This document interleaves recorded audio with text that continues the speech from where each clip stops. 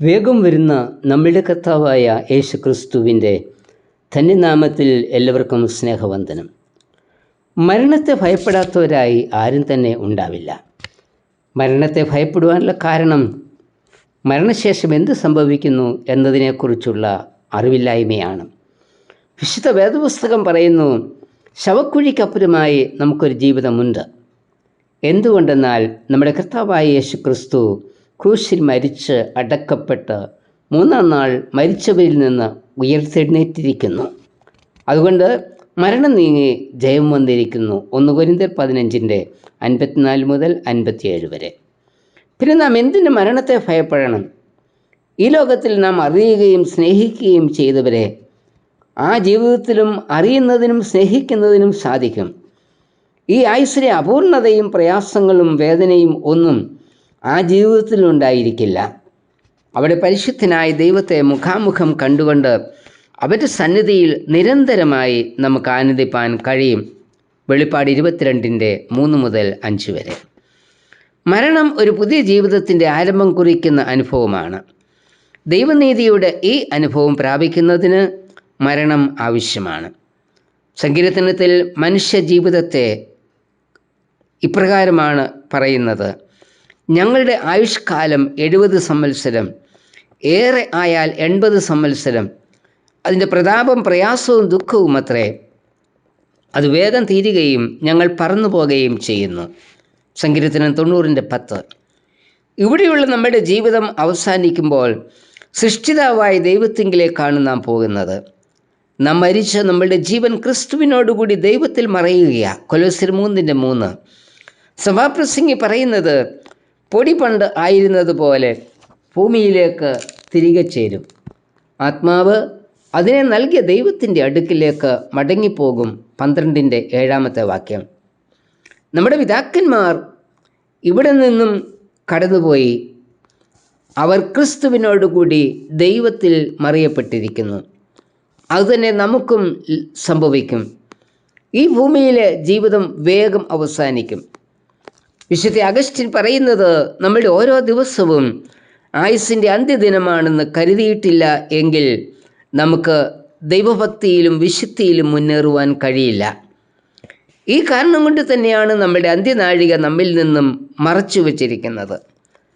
നമ്മുടെ കർത്താവ് ആയുസ്സിനെ കേവലം 12 മണിക്കൂറിനോടാണ് ഉപമിച്ചിരിക്കുന്നത്. പകലുള്ളിടത്തോളം അയച്ചവൻ്റെ പ്രവൃത്തി ചെയ്യേണ്ടതാകുന്നു. യോഹന്നാൻ 9:4. പകലുള്ളിടത്തോളം അഥവാ ജീവനുള്ളിടത്തോളം കർത്താവിൻ്റെ വേലയിൽ നാം ഉത്സുകരായിരിക്കണം. അതായത് നമുക്ക് നൽകിയിരിക്കുന്ന ജീവിതം വിശ്വാസത്തിലും വിശുദ്ധിയിലും പുരോഗമിക്കണം എന്ന ഇവിടെ ഓർപ്പിക്കുന്നത്. മരണത്തെ നാം ഭയപ്പെടേണ്ടതില്ല. എന്തുകൊണ്ടെന്നാൽ ക്രൂശിൽ യാഗമാക്കപ്പെട്ട നമ്മളുടെ കർത്താവ് മരണത്തെ ജയിച്ച് ഉയർത്തെഴുന്നേറ്റിരിക്കുന്നു. ക്രിസ്തുവിൻ്റെ പുനരുത്ഥാനം നാം ഓരോരുത്തരും പുനരുത്ഥാനം പ്രാപിക്കും എന്നതിൻ്റെ തെളിവാണ്. പൗലോസ് പറയുന്നത്, മരിച്ചവർ ഉയർക്കുന്നില്ല എങ്കിൽ ക്രിസ്തുവും ഉയർത്തിട്ടില്ല.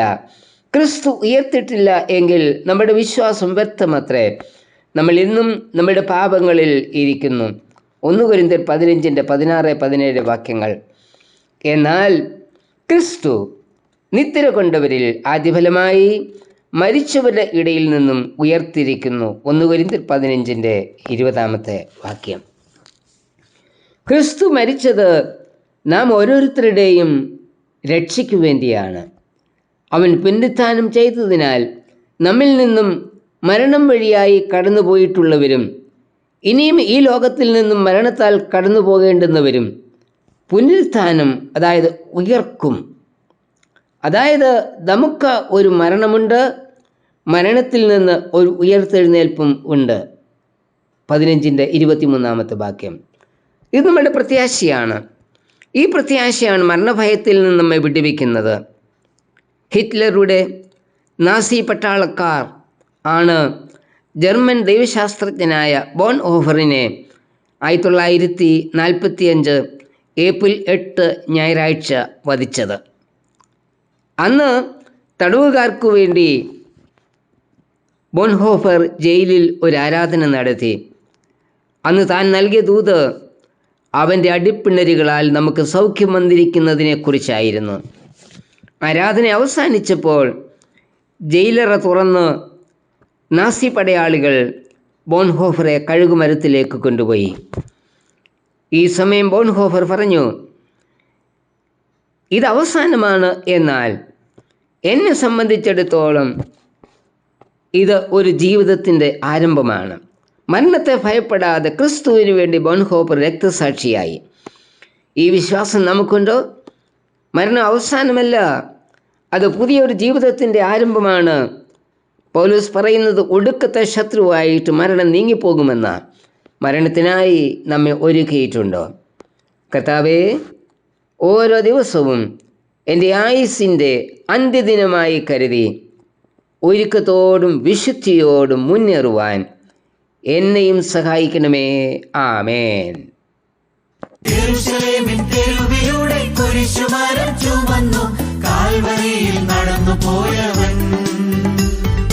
യെരൂശലേമിൻ തെരുവിലൂടെ കുരിശുമരം ചുമന്നു കാൽവരിയിൽ നടന്നു പോയവൻ.